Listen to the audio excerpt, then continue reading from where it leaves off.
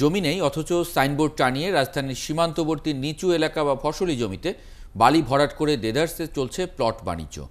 আবার জমি না কিনে দখল করে তা বিক্রির অভিযোগও নতুন নয়। পরিবেশের ক্ষতির কথা ভেবে এমন ২২টি কোম্পানির কার্যক্রম স্থগিতের নির্দেশ দিয়েছেন উচ্চ আদালত। এই আদেশে ভুক্তভোগীরা স্বস্তি প্রকাশ করলেও নগরবিদরা বলছেন সরকারের উদাসীনতার কারণেই থামানো যাচ্ছে না ভূমিদস্যুদের। আরো জানাচ্ছেন নয়নাদিত্য। নারায়ণগঞ্জের রূপগঞ্জ থানার কাঞ্চন এলাকার এই জমিতে সুরুজ মিয়া গেল প্রায় ২৫ বছর ধরেই চাষাবাদ করে আসছেন। তবে সম্প্রতি একটি হাউজিং কোম্পানির নজর পড়ে তার জমিতে। তারপর তাকে না জানিয়েই টানানো হয় জমি বিক্রির সাইনবোর্ড। ভাড়া দিছেন? না। তাহলে ভাড়া দেবে তো কিভাবে জানিস বুঝতে পারতাম না। ঢাকা গাজীপুর নারায়ণগঞ্জের সীমানা ঘেঁষা এলাকার বাস্তবতা এরকমই। নিচু জমি ভরাট করে চলছে আবাসন বাণিজ্য। স্থানীয়দের অভিযোগ বেশিরভাগ প্রতিষ্ঠানই শুধু সাইনবোর্ড টানিয়েই চালাচ্ছে ব্যবসা। কেউ হয়তো মনে করে ভাড়া দিচ্ছে যে এই 1 বছর লেগে 5,000 টাকা দিলাম, তোমার জমির নামে সাইনবোর্ডটা দাও। সাইনবোর্ড কিনা করে দিচ্ছে বিরাট বড় জায়গা হলো 2% 27 পয়েন্ট। এখন বিক্রি করতে 2%। এমন হয় জমি অল্প অল্প কিনে পুরো বালুতে ভরাট করে লেগেছে।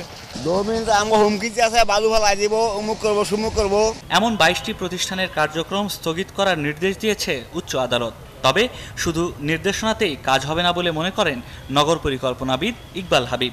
তার দাবি, সরকারের উদাসীনতার কারণেই এমন প্রতিষ্ঠানের দৌরাত্ম্য বাড়ছে, তৈরি হচ্ছে অপরিকল্পিত নগর ব্যবস্থা। স্ট্রাকচার প্ল্যান হয়েছে 1997 সালে, 2010 সালে ডিটেইল এরিয়া প্ল্যান হয়েছে, এখন বিশদ অঞ্চল পরিকল্পনা বা ডিটেইল এরিয়া প্ল্যানের রিভাইজ হচ্ছে।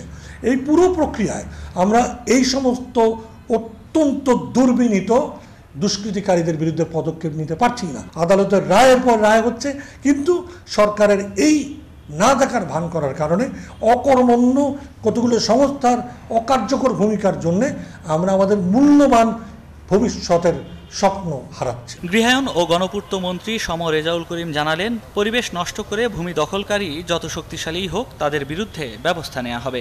জলাশয় ভরাট করা, কৃষি জমিকে আবাসন করা without any permission of the competent authority, এই সকল বিষয়গুলোকে আমরা খতিয়ে দেখব। সম্পৃক্ত যারা হবেন, যাদের বিরুদ্ধে অভিযোগ এর সত্যতা পাওয়া যাবে, তাদের বিরুদ্ধে আমরা ব্যবস্থা গ্রহণ করব। যদিও এর আগে নগরীর চারপাশে থাকা নদী দখলকারীদের উচ্ছেদ করার বিষয়ে আদালতের নির্দেশনা থাকলেও বাস্তবতার কোনো পরিবর্তন হয়নি। নয়নাদিত্য, ৭১, ঢাকা।